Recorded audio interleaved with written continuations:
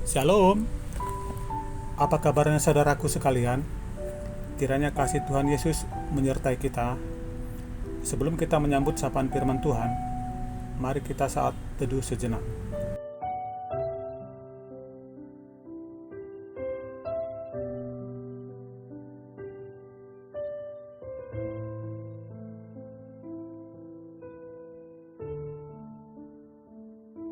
Amin. Sapaan firman Tuhan untuk kita hari ini tertulis dalam kitab Kisah Para Rasul 18 ayat 9. Demikian dikatakan, pada suatu malam berfirmanlah Tuhan kepada Paulus di dalam suatu penglihatan, jangan takut, teruslah memberitakan firman dan jangan diam. Jangan takut. Ketakutan adalah salah satu bentuk tekanan yang kuat di dalam pikiran dan jiwa orang percaya untuk menghambat dan menghalangi seseorang bersaksi akan kebenaran Yesus Kristus. Ketakutan mematikan roh yang menyala untuk menerangi dan menggarami dunia ini dengan Injil Yesus Kristus. Allah mengetahui keadaan jiwa Paulus yang diliputi dengan ketakutan oleh karena situasi dan keadaan orang-orang Korintus sebagai sasaran pemberitaan Injil. Dengan berbagai alasan yang diciptakan dalam alam pikirannya, sehingga takut untuk menyebarkan kasih Kristus yang menyelamatkan manusia dari hukuman maut. Situasi yang sama juga dihadapi oleh gereja Tuhan dan orang percaya pada masa kini, yang hidup di tengah-tengah jemaat dan di dunia, di mana banyak anak-anak Tuhan yang masih hidup dalam amoral dan praktek-praktek kehidupan sinkritisme atau melakukan tindakan okultisme di tengah-tengah kepercayaan kepada Yesus Kristus, serta dunia sekitar yang semakin amoral dan keduniaan.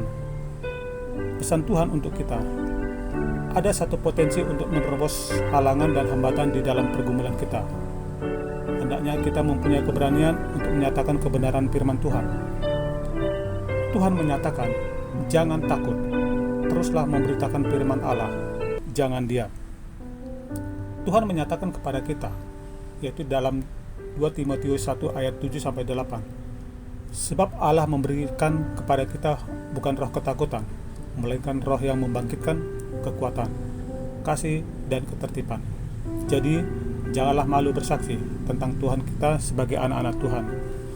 Adalah sebuah pilihan yang dikecam oleh Tuhan, sehingga pesan Tuhan untuk Paulus berisi perkataan, jangan diam.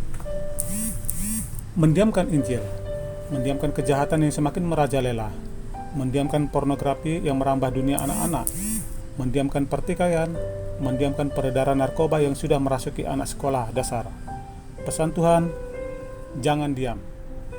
Jangan diam, lakukan segala sesuatu supaya terjadi perubahan iklim rohani, pertobatan, penuaian, revival, dan akhirnya transformasi di sekitar komunitas kita. Ini waktunya untuk momen yang tepat untuk anak-anak Tuhan bangkit dan berbuat sesuatu. Allah menyertai kita.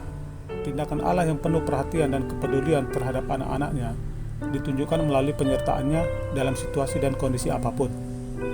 Allah mengerti bahwa Paulus akan mengalami kegentaran ketika melayani dan memberitakan Injil di Korintus. Olehnya, Allah memberikan pesan bahwa Dia menyertainya. Jangan takut menyatakan kebenaran, jangan berdiam diri dan mencari aman dengan cara sendiri. Yakinlah, ada Tuhan yang menjaga dan melindungi kita. Jerih lelah Paulus tidaklah sia-sia, karena setelah beberapa tahun lamanya, gereja Korintus menjadi salah satu gereja yang kuat. Demikian juga usaha kita menyebarkan firman Tuhan tidak pernah sia-sia. Tuhan akan menumbuhkan firman yang telah kita tanam ketika waktunya sudah tiba.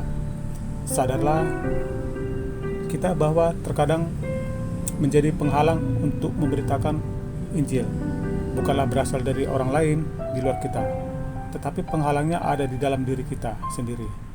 Ketakutan kita, keraguan kita. Mulailah berbenah dari sekarang. Amin.